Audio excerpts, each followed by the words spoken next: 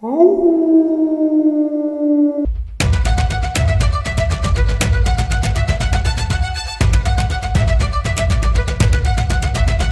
ahorita nuestro boleto. Tienen que estar puntuales, porque realmente son muy puntuales. Estar 15 minutos antes de que empiece tu tour. Este tour empieza a las 7 y había otro a las 9:30 de la noche. Hello. Hello. How are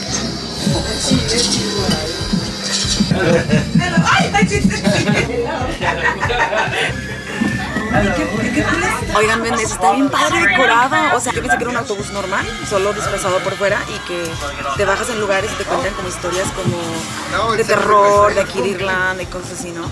Pero la verdad que está bien padre decorado desde que entras abajo. Así que no lo esperaba. Y que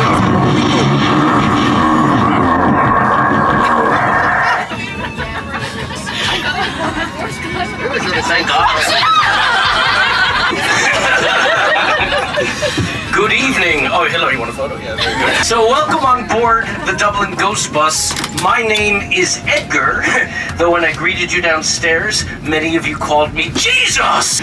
This guy tried to punch me. We're gonna go to the 40 steps, which is the most haunted part of medieval Dublin. I'm gonna demonstrate torture devices on you. Torture devices all the way from Clondalkin, yes. Because this is a ghost bus, I will be telling you ghost stories, because that is what you do on a ghost bus. And at a certain point, we're gonna turn this bus into its very own Fright Night. Would you like some squid ink? It's very good. So on Kildare Street, folks, is a place called... Yes, my first costume change of the night. In the 1700s, one Dr. Samuel L. Clossy, resident professor of anatomy, 27 male students disappeared, presumed murder. And Sybil was a British white witch that lived in New York City, but she was married to a German ghost hunter named Hans Holzer, who wrote this very book called The Lively Ghosts of Ireland that you can still purchase today at certain, well, fringe bookstores and perhaps some dark corners of the internet, like Amazon. On a different note, who here tonight has a good knowledge of classic horror films? That was perfect timing. Who has a good knowledge of classic horror films? Me. You do? Okay, Sherlock. Why not? What, can I call you Sherlock? Sure. All right, Sherlock, I tell you what. I'm going to play 4 clips from classic horror films, okay? If you can name 2 out of 4, Sherlock, I'll give you a copy of Bram Stoker's Dracula. If you do not name 2 out of 4, Sherlock, I will give you a copy of Bram Stoker's Dracula. vamos a nuestra primera bajada. Venimos a la primera parada, así que vamos a ver qué tal. Now it's out of control. Now, this here was St. Kevin's Graveyard, and this was located outside the walled city of Dublin. I gotta go. If you look around this graveyard, do you notice anything strange? There's no gravestones. Exactly, there's no gravestones. Now, for 800 years, this was a proper graveyard. There were headstones everywhere. But in the 1950s, the Dublin Corporation, or as it's known in Cabra, the Corpo, lifted the stones. Mind you, they left the bodies. So if you look behind you against the wall there, there's gravestones all over there. And they're spread all over this graveyard. So there's still bodies everywhere. Now, why do you think they would do that? Because bring people here. They wanted a park. Before we go in, just a quick thing. There's a ghost that uses this bin every night about this time. She reaches into it. O sea, estamos en un parque donde estamos debajo de muchos muertos.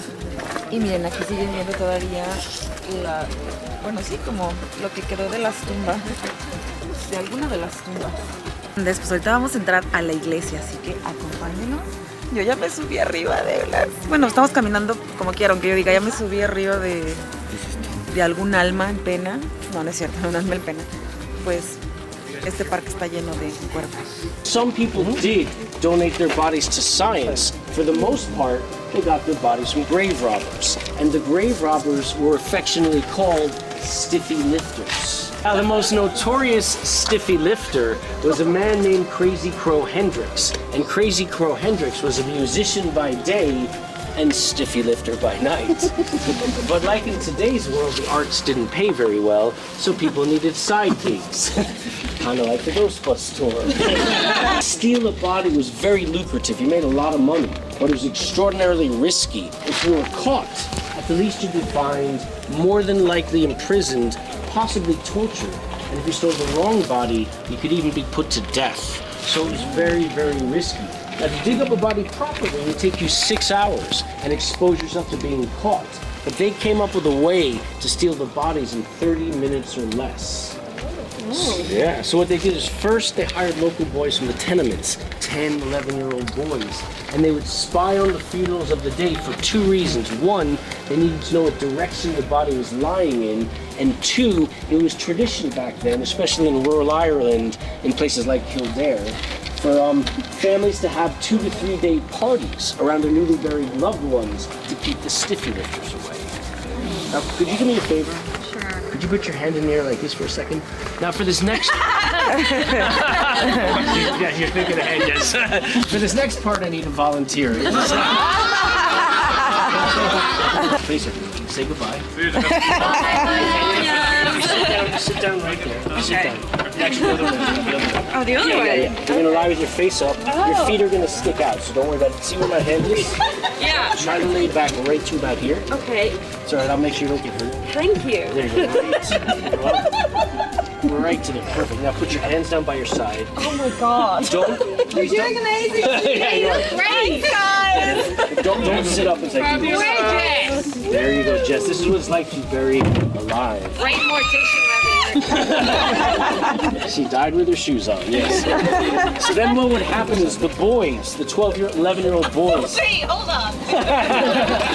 they would burrow down just to the top of the coffin. They would then take sharp rocks and smash open the top. Okay, oh gosh, that's what I'm always afraid of. They would take butcher's meat hooks and they would hook it into the skull. So any idea what part of the skull is the strongest? No, the jawbone. Yeah, the mandible. So Jess, they hook it into your jawbone, hand the rope to the stiffy lifters, and they would yank the body out head first. And that was how they got the body out as quickly as possible. ¿Cómo te llamas? Aida. Aida. Okay. Now go back. Já falas português, despacio. Despacio. Se fala português, né? Ah, sí. Eu entiendo, mas não falo. Okay, now put your hands down. Cuidado, don't sit up as Jess learned. Now. Hello. Yeah, no. And you're taking... Hola, duende. ¿Cómo están? Oigan, mientras que se están ahí tomando fotos, o sea, el baúl es como de mi tamaño, pero no podía respirar porque como que tengo un poquito de tripita. A ver, ahorita vamos a ver por acá, a ver si encontramos algo.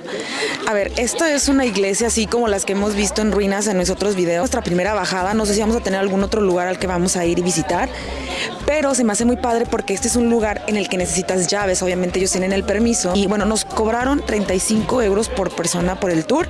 Son muy puntuales, son muy buena onda, la verdad. El guía habla español, estamos hablando español. Si quieren saber de sus redes sociales o investigar un poquito más, los pueden encontrar como GHOSTBUS. Así que también tienen para niños, me estoy dando cuenta. Así que bueno, si quieres hacer algo original aquí en Dublín, esta es una buena elección. Now, Francis, are we here yet? We are here, master.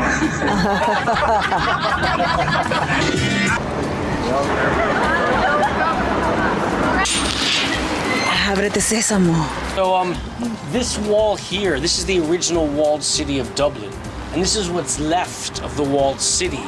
It's over 1,000 years old. We're actually quite high up here. When you go back to the bus, you can have a peek down and see how high up we are. This church behind you here is St. Audience, and it was built by the Normans, which today is northern France, and that's the original medieval church. So they say this is the oldest functioning church in all of Ireland. This area here was the medieval center of Dublin. And it was almost an underground city. It was full of tunnels and laneways and stairways that went downhill. There's even, if you look over here, there's a tunnel right there. And that particular tunnel, obviously it's boarded up. Otherwise, who knows what would go on there in this neighborhood. But the tunnels go all under the city. They go all the way down to where the Guinness Brewery is, to Stevens Green. There's a whole underground network. And supposedly, some of the tunnels are still in use to this day. By politicians, I was told. We had a woman from the Liberties on the tour maybe 6-7 months ago. And she told us, when she was a young girl, her parents warned her, right behind this wall here, there's a laneway. And she was warned not to go there at night, because it was said, there was a man named Robert Emmet, I'm sure most of you are familiar with. He was an Irish rebel, and he was caught by the British soldiers long before the 1916 uprising, and he was beheaded. So she was warned not to go there at night, because it was said the ghost of the head of Robert Emmet was said to roll up and down and back and forth in that laneway, when in reality her parents were probably warning her not to go there because it was probably full of junkies.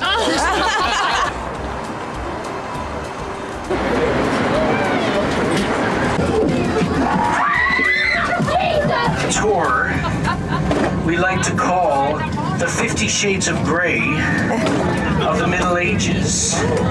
Because inside this box, well, we have some of the more, I guess you'd say, naughty toys that you might find in some of Dublin's more well-known spas and dungeons. So let's say you, sir, let's say you preached heresy against the church. Well, then you'd be invited to spend the evening in one of our more well-known dungeons, where you'd receive your very own, what did he do to this? Skin treatment. Exfoliation. I know. These here are called the Pillywinkles. The Pillywinkles. Any idea what part of the anatomy this might be used on? Oh. Well, you got to say balls out loud in front of a muscular strangers. But in reality, it was for your thumbs. But I like where your mind's going. And then we have this awful thing. Now, this here was created by the Spanish monk Tomás Torquemada here. Now, there's only a couple left. We have this. Any idea what part of the anatomy this might be used on? Well, the clue is in the name. This is actually called the detesticulator. So will you accompany me on this? I dedicate this to the one I love. I hold your hand in mine, dear. Yeah. I place it to my lips. Hemos llegado al final del video del día de hoy. Si te gustó este video, recuerda darle like, compartir y suscribirte.